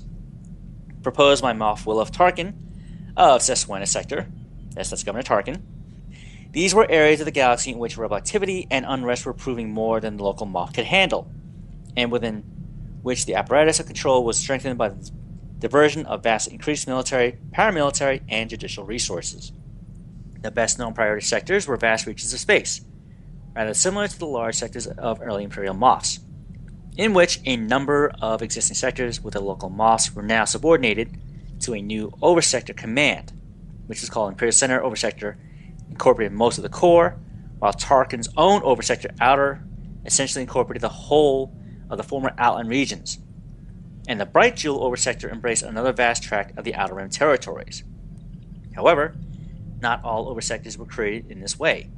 Sometimes a Moff was simply promoted to a Grand Moff and given additional resources to deal with the threats within his existing sector, and sometimes a rash of troublesome areas across several adjacent sectors were removed from their Moff's control and grouped in a new priority sector under a new Grand Moff. Occasionally, a single existing sector might be converted into an Oversector and subdivided into new sectors, as with the planned transformation of the Tapani sector that was interrupted by the Battle of Endor. As well as the stratification introduced by the creation of Grand Moffs, further complexity was added to the organization of regional governors by the appointment of Moffs to control areas smaller than the historic sectors of the Old Republic. Fortress worlds like Prakith had their own Moffs, and on Imperial Center, even ministries of the planetary administration were incorporated as sectors in their own right, such as planetary security, commanded by Moff Kadir. Following the Battle of Endor, few individual Moffs or Grand Moffs were sufficiently powerful to serve as major players in the civil war for control of the Empire. Control of the single most powerful sector fleet, that of the Khalil sector, Oversector, was seized by its Navy commander, Admiral Zinj. Meanwhile, Tarkin's successor, Grand Moff Ardis Kane, held aloof from the conflict and concentrated on securing his control of his stronghold territory on the Outer Rim. The first major move by the Moffs was the belated formation of a coalition of priority sector governors led by Grand Moff Hissa, calling themselves the Central Committee of Grand Moffs. While they controlled the combined might of several oversectors, they were conscious that to successfully win over other areas of the Empire, they required leadership and legitimacy outside of their own ranks. Nevertheless, as the power of the central authorities diminished, the Moffs did gradually assume more prominence and more capacity for collective action. Later, in 8 years after the Battle of Yavin, a number of Moffs joined the remnants of the Imperial Ruling Council in endorsing Grand Admiral Thrawn as the new Commander-in-Chief of the Starfleet, and in 10 years after the Battle of Yavin, the Moffs and Grand Moffs collectively demanded the right to join the Ruling Council in electing a new Emperor. By 12 years after the Battle of Yavin, following the final implosion of what remained of the Ruling Council, a Council of Moffs had emerged as the primary executive power in what remained of the Empire. Alright, then the role and powers. Under the Sector Governor's Decree, each Moff was armed with little more than a broad mandate to monitor sector government, and a force of stormtroopers that was sufficient to secure their residence, maintain control in the surrounding streets, and provide protection to a few administrative personnel on detached duty. This was enough to provoke the Petition of 2000 and precipitate the revolution that overthrew the Old Republic. By the time the renamed Imperial Senate was swept away 19 years later, the machinery of power that the Moffs directed had increased almost beyond recognition. Within the civil chain of command, they became the formal superiors of all planetary governors, while the paramilitary apparatus of Compnor and the intelligence networks amalgamated as Imperial intelligence were both supposed to be channeled through the Moff's office at sector level. Most imposingly of all, they held authority over the immense military resources of a sector fleet. As regional governor, every Moff had ultimate authority over the deployment of all military forces within his sector, but the additional naval and military dignities of High Admiral and Surface Marshal of the sector were normally also held by the Moff himself, and only rarely delegated to subordinates. In reality, there were little more than vague ideals about what a Moff was expected to do with so many resources. They were expected to maintain order, prevent corruption, enforce the law, and not otherwise interfere with the operation of the local bureaucracy or sector government. The most important enhancement of their powers came likely through the removal of the Senate and the associated administrative bureaucracy, eliminating many of the procedural channels and public political platforms that had once been the means of challenging or circumventing their authority. The vagueness of their defined powers led to infringements of civil liberty and tyranny. Moffs may have, in the name of restoring order, had their soldiers fire in peaceful demonstration or bombard a planet into submission for purely political defiance. By 130 years after the Battle of Yavin, the role of the Moffs evolved. The title was held by the governors of imperial sectors, such as the Agromia of the Arcana sector, as well as the heads of Imperial institutions such as the Navy, Army, Intelligence, Diplomatic Corps, and Mission. And their insignia. The first Moffs, appointed in 19 years before the Battle of Yavin, wore Imperial military uniforms with 4 code cylinders and rank badges carrying 5 blue tabs above a varying combination of red and 2 gold. Tarkin had 3 red and 2 gold pips, while Marcel and Wessel wore 1 red and 4 gold. Yes, it gets confusing, folks. Later Moffs usually retain 4 code cylinders, but various Moffs are seen with a variety of different patterns of pips on their badges. Although the uniform and insignia of Moffs varied, Grand Moffs typically wore 6 red squares above 3 blue and 3 gold, while others wore 6 red squares over 6 blue, similar to an admiral. Moffs could also wear civilian robes, as did different meetings of the Moff Council. See, Alpha Designer coming in there. Effin Soretti, Moff of Braxton Sector after the Bastion Accords, wore a uniform without military insignia to stress the fact that his office as regional governor was fundamentally a civilian one. By 130 years after the Battle of Yavin, Moffs typically wore the modified version of the Imperial uniform then in use, with a rank plaque placed centrally beneath the Imperial insignia at the throat of the tunic, and additional 2 rows of tabs on either side of the collar. Conrad Roos, head of the Imperial mission, wore a distinctive white uniform with gold wings. Alright, and this concludes the Moffs. This is just a really quick introduction to that political seat that we all hear about in the Star Wars universe. And as always, I wish to say thank you to Wikipedia, StarWars.com, TheForce.net, and other Star Wars lore sites out there. Folks, if you enjoy the Star Wars lore as much as I do, please go to these sites, look up your favorite topics, and enjoy. Great job as usual, Lou. Grand Moff Rikus Kilrin. Even as an Imperial, I want to kill you, jerk. I love it. Even people who've never played, when they do Black Talon, always ask him, "Why are you so ugly?" Just laugh every time. And that takes us into the community holo feed. First up is the trivia question of the week, where each week we're going to post a trivia question into our YouTube video version of the show. Which I want to mention really quick that we do have a button on these videos that takes you right to the trivia question of the week. However, I noticed recently that YouTube changed the way that their progress bar displays on the videos. So that makes the trivia button unclickable because you're actually clicking the video progress of the video. So moving forward, starting with this episode 32, the button will be up higher so you can actually click it. But sorry for anybody that wanted to check out the previous questions, but moving forward, that won't be an issue. And after you hear the question, if you think you know the answer, shoot us an email to StarWarsBeyond@gmail.com and include what, Pallais? Your server and your faction. Again, faction and server. And are what else? What else? Appreciated. What else? And your character name. Yay! There you go. Don't be like me and have a senior moment and only and give the answer and nothing else. And what happens if we have more than one correct answer, Lou? Well, if we have more than one correct answer, well, we are going to do a random drawing to win a cartel pack. Everyone that answers correctly will be entered into a drawing for a much larger prize, which we'll draw on the show every couple months. And you can be entered into the grand prize drawing every time that you answer correctly. So even though you answer correctly and didn't get picked, because remember, if we do have more than one winner, one correct answer, we just do a random choice for the winner of that week. Okay. However, everyone who did answer correctly is eligible for the larger prize that we do later on. Okay, and if you remember, we did a grand prize drawing not too long ago. All right, and we gave that fan the opportunity to choose whatever he wanted from our online store, and it was theirs. So, And he chose the large Star Wars Beyond mug. yes, really, really big coffee mug, folks. So he enjoys caffeine or tea or hot chocolate. So, Caffeine or tea. Caffeine or tea. Okay, that's what he chose. He chose that. He chose cup. Really, really big coffee cup. Whiskey. Or that too. He probably drinks milk out of it. All right, so don't lose heart if you don't get, if you didn't get the right answer, if you did get the right answer but you didn't get chosen because there's more than one person. Hey, remember, that's what you have to look forward to later on. All right, your name will come up. Occurred to me. Pallais is like Scruffy from Futurama.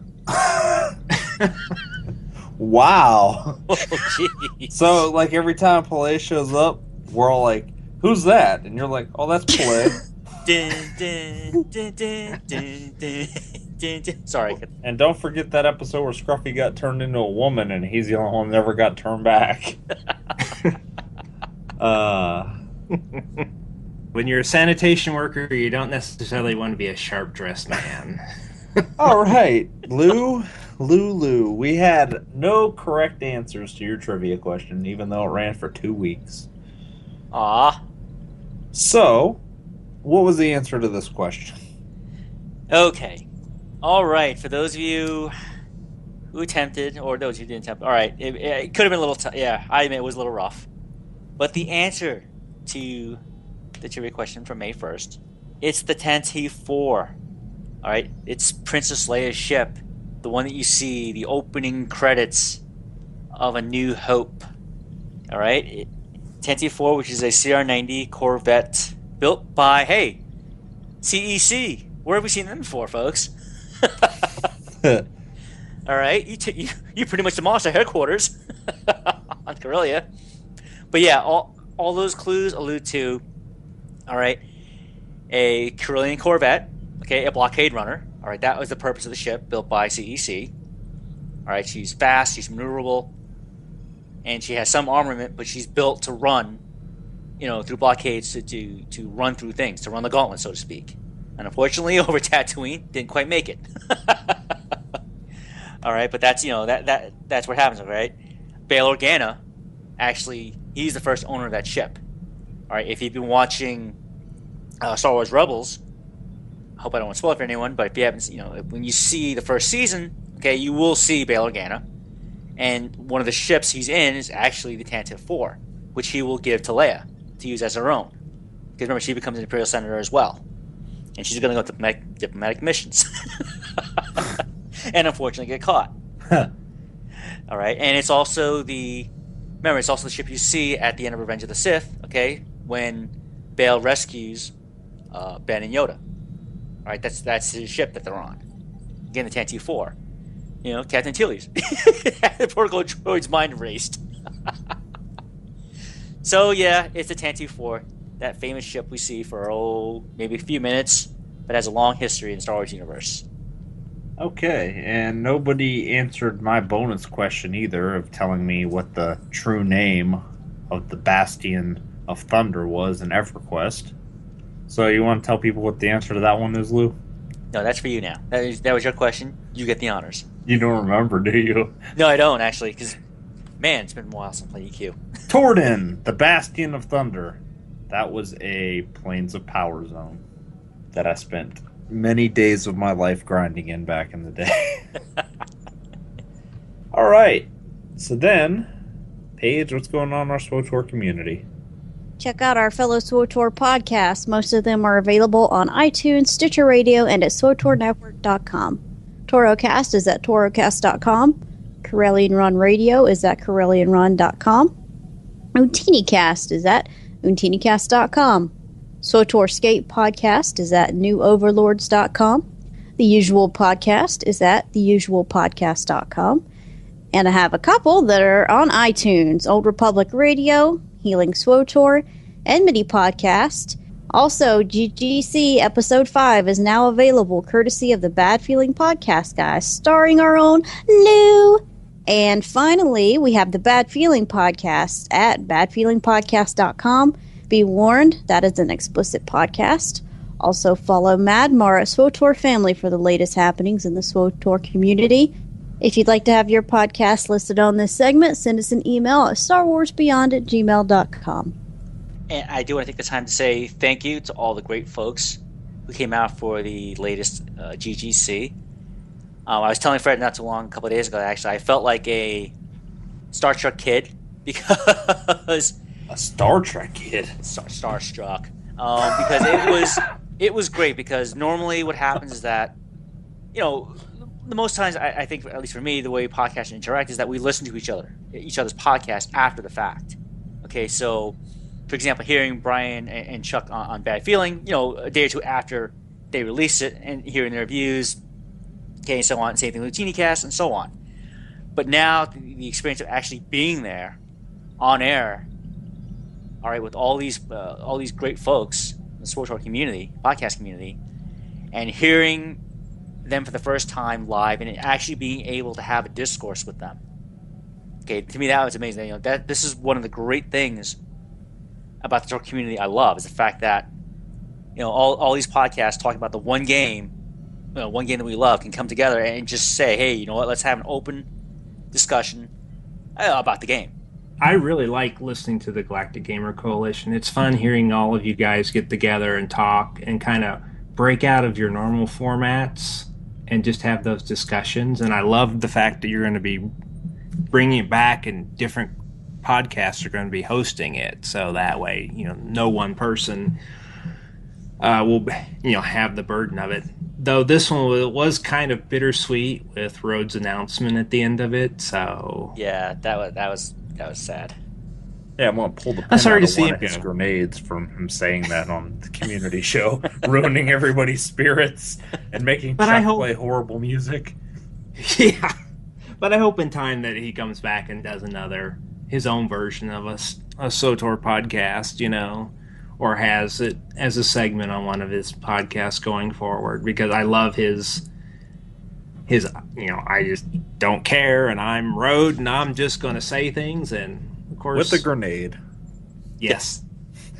I imagine you'll see Rode guesting on the GGC from time to time. That's good. I mean, I'm not going to say anything for sure because it's up to Rode and whoever's hosting it that month, but I imagine he'll at least be invited. Yep. Of course, I always wanted... It'd be funny if all the existing SWTOR podcasts, like, stole one of his sign-offs or something as a tribute, or did something like, you know, send all your hate and subscribe to Rode at torocast.com. All right, Yeah, so no. then I'm going to tell you one last time how you can get a hold of us. You can find out more about our show at StarWarsBeyond.com. You can like us on Facebook at Facebook.com/StarWarsBeyondPodcast. You can send us an email to StarWarsBeyond@gmail.com. You can tweet us. The show is at StarWarsBeyond. I am at Sith Lord Corv, Korv. Lou is at GamerGuy11B. And Paige is at Asa Fiery. And Pallais. I'm at WoW Piper. Now, is it in your contract also bathe Treek? Give me a wonder. No. I have a nice don't ditty do- we can play while you're giving her a bath. Oh, wait, I'm sorry. We're on an Imperial ship. We'll have to open docking bay 27. I open can up the see magnetic what's shield. happening. And she don't have a clue. I didn't bring my industrial strength hazmat material with me this time. Maybe next time. It's always next time, yes. Definitely next time. All right, guys, then we roll into our final thoughts, and we're going to start with you, Pallais. I hope BioWare astounds us with the story going forward. If they're going to double down on their fourth pillar, they need to just go whole hog and make it spectacular. I mean, just raise the bar and make everybody go, wow. When we think of story, we think of SWTOR. And that's pretty much it at this point. You know, it just make me excited about the game. Make me want to play that story. My final thought is I'm glad Pallais was on the show. You are a nice guest to have. Better than some people. Jay Connell. I'm kidding. He was wonderful too. In fact, Pallais was so good, we're not even going to kick him off the ship at the end of the show. Why would we kick the custodian off the ship? Yeah, we need him to clean, man. And we're going to definitely drop all this garbage on Jay's stronghold. He won't notice. It looks just like the rest of his furniture. Wow. Republic style. Lou, what's your final thought? My final thought is I am looking forward to the announcements they have at E3. No, I'm not expecting the Sun and the Stars, but I am expecting something major, and I really hope that with the way they've brought the story so far, with Shadow Revan and now with Ziost, that they continue down this, to me, you know, this epic story is just going to keep going, And I really hope they have written in some really great stuff for us to do later on this year, so we can get more, wrapped up even further into the intrigue of what's going to happen to the Empire and the Republic at this point forward. Definitely. And my final thought is, I hope that Suresh is the voice of the Emperor and that we get to kill her. Beyond the Stars is an independently recorded fan podcast made in association with NSG Productions. And now it's time to say goodnight. Good night, everybody. Thanks for joining us, Clay. Good night, everyone. Thank you all for joining us tonight. See you all again next time. Good night, everybody. See you all next week. That's it.